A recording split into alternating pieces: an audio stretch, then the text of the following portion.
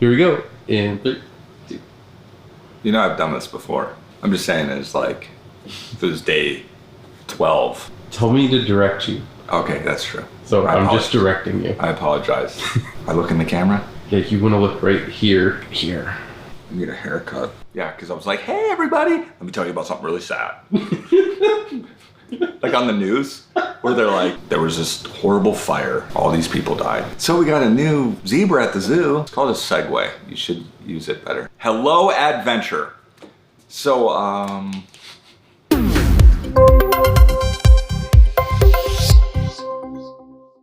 Hello Adventure. So you know all advertising, it's all based upon discontent. It's all about getting people to buy something because they're not happy with their life or how they look. But in adventure, that's a whole different way to look at life. That's talking about what's right in the world, not what's wrong in the world. One of the things that bothers me most about advertising is that, take my daughter Pepe, that by the time she turns 18, 250,000 times, there will be advertising in her life that will tell her that there's something wrong with her body. And they do that because if she has discontent, then she would want to buy their product. So one of my goals is that I want to be the first boy that likes her Instagram photo. That's for 2 reasons. One is because every time that I like that photo, that's a hug. That maybe takes away 10 ads. And when I start to comment and I can engage and say, hey, you're beautiful, that helps fight that. The other thing is because I can let all the boys know, hey, I'm on her Instagram account and I will beat you. I wouldn't beat them, but I would hack their grades, I don't know. But here's the problem. The problem is that I want to be thoughtful, but it doesn't send me a notification every time just my daughter posts. Now I can send a notification every time anybody posts. So what ends up happening is most parents, they will say, oh, I want to check on my daughter's photo, or, oh, I saw one of my daughter's photo, and then I'm going to say, oh, well, let me go and look to see her last couple of photos. Then what happens is mom and dad give 5 likes in a row. Now I'm thinking like, I'm a great dad, I'm liking all her photos, but what's happening is she's seeing like 7 likes in a row. I'm thinking, man, I'm showing her that I really care, but what she's seeing is, oh, dad's busy. He now has time. He'll like some photos because then he's gonna be busy again. So what I do is there is a good side to automation. You know that I talk about like, turn off all automation. You hate automation. No, I said I hate a certain type of automation. Let me explain. You manage things and you mentor people. So when you try to manage people and manage those relationships, that's always gonna feel processed and that you have an agenda.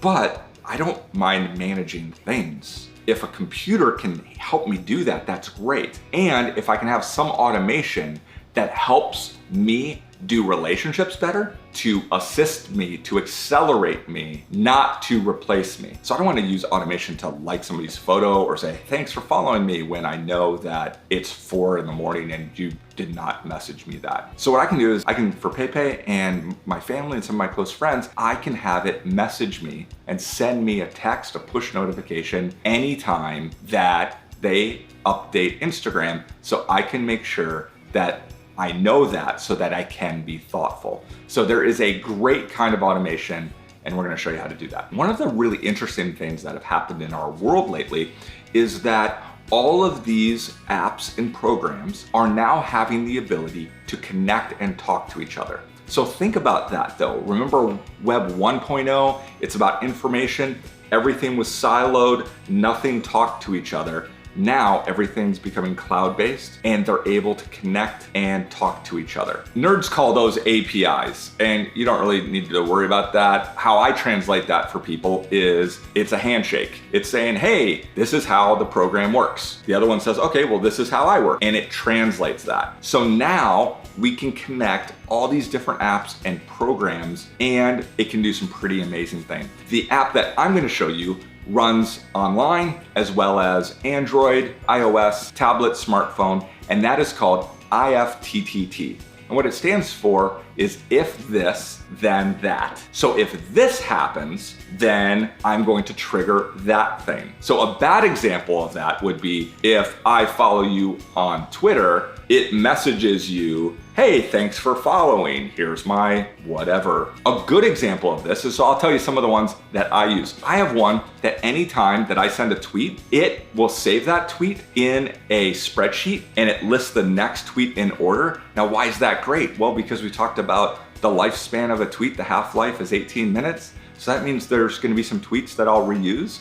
Well, if I say, oh, well, you know what I can do is I can just go to that spreadsheet, look through them and say, oh, here's a column that's reusable, that's reusable, that's reusable. And now that helped me. It helped me save time. It helped me do what? Manage a thing so that I can be more about mentoring others and helping others. Now, it's not all just productivity stuff. I mean, I have one that it will text me every morning the forecast. I can have it set for a wake-up call. In fact, a lot of times what I'll do is I'll say, hey, set my wake-up call for when the sun rises. It's really, really simple when we show you how to do that. So it's awesome. There's over 150 and the list is growing and growing. So what happens is you have ingredients. So each one of the apps is considered an ingredient and you make a recipe. So I'll take an ingredient. So I'll say, hey, I want it to, when I get within 3 miles of the house, I want the lights in the house to do a crazy light show. And then Emerson, who is just turned 5, he goes, Daddy's coming home. What's happening is it's accelerating the thoughtfulness. So the possibilities are really endless with all these ingredients. The list keeps growing. So let's go to the kitchen and whip something up.